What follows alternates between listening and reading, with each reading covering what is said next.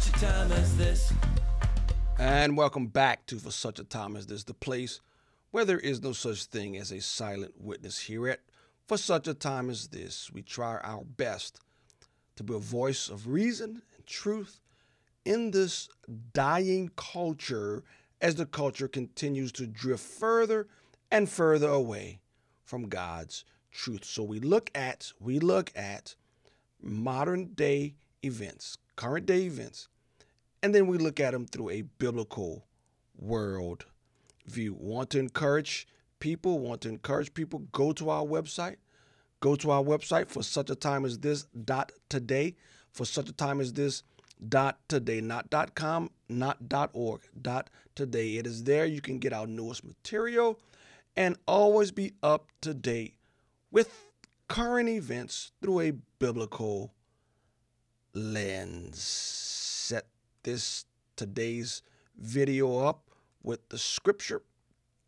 Here's the scripture, Ephesians 5:11. Take no part in the unfruitful work of darkness, but instead do what? Expose them. That takes courage, as we will see. That takes strength. That takes a man. Take no part in unfruitful works of darkness, but instead expose them. For it is shameful even to speak of the things that they do in secret. But when anything is exposed by the light, it becomes visible. For anything that becomes visible is light. Therefore it says, awake, O sleeper, and arise from the dead, and Christ will shine on you. So there's a rare thing that happened in politics. I didn't recognize it when I saw it. It'll be hard for you to recognize it on your own. So it may be hard. So I put it on the show. It's a rare sighting. And the rare sighting is that of a man, a real man in politics who's not afraid that when confronted with lies, double downs on the truth. That's what this lieutenant governor did. It's a rare sighting. Rare sighting. But a godly man who doesn't back down. Here's the clip. For several days now, I have been viciously attacked because of a clip video where I talk about removing the sexualization of children from the classrooms in our public education system. Of course, the media and those on the left have tried to change the focus from education to the LGBTQ community, specifically that I hate them. Let me be clear.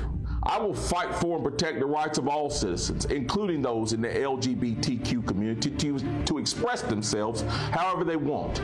That is their right as Americans, and I don't think that government has any role in telling them otherwise. However, the idea that our children should be taught about concepts of transgenderism and be exposed to sexually explicit materials in the classroom is abhorrent. Earlier in the year, my office released a report about indoctrination in public schools. In it, there was reference to a book titled George that a parent found in their child's school.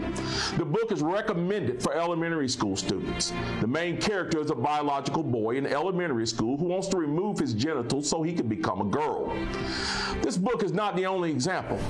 In Lawn Boy, there is sexually explicit content, including an animal performing sexual favors on a human. Unfortunately, there's more. The images you are about to see are from a book that is currently in North Carolina schools. It's called Gender Queer. I want to warn you that the pictures you are about to see are explicit. I hate to put these in a video, but I feel it's necessary to show you exactly what I'm referring to. Now, as you look at these photos, I challenge you to describe them as anything other than filth. These materials do not belong in public schools. For those who are calling on me to resign, for those who are saying that I don't represent North Carolina values, let me ask you something. Does forcing these on children represent your values? Do you really believe that these images should be shown in the classroom? This whole thing has been an attempt to once again change the argument and silence voices on the right. Well, let me tell you plainly, right here and right now, I will not back down. I will not be silent, and I will not be bullied into submission. I will continue to fight for the rights of our children to receive an education that is free from sexual concepts that do not belong in the classroom. And I don't care who doesn't like it. If you are with me, share this video and sign the petition on our Facebook page. We cannot allow the left to bully us. And I need patriots that will join me in saying, enough is enough. Thank you, and may God. I am with you. I will show the video. Thank you, and God bless. I kind of cut them off a little bit there, but what you just saw was a rare sighting. I think there have been more sightings of Bigfoot than sightings of real men, godly men who will not back down. And what happens is when you're solid, there's nothing that they can do to you. They will go away because they don't want to continue to shine a light on someone who's rational, thoughtful, articulate, and godly.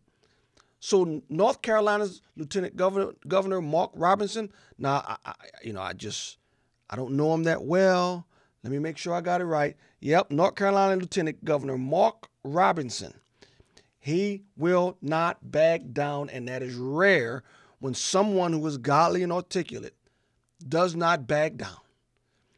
Ladies and gentlemen, what you just saw was rare.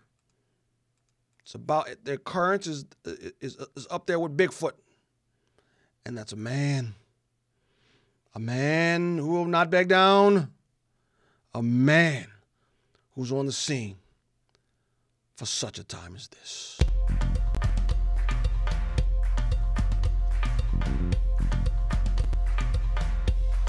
For such a time as this.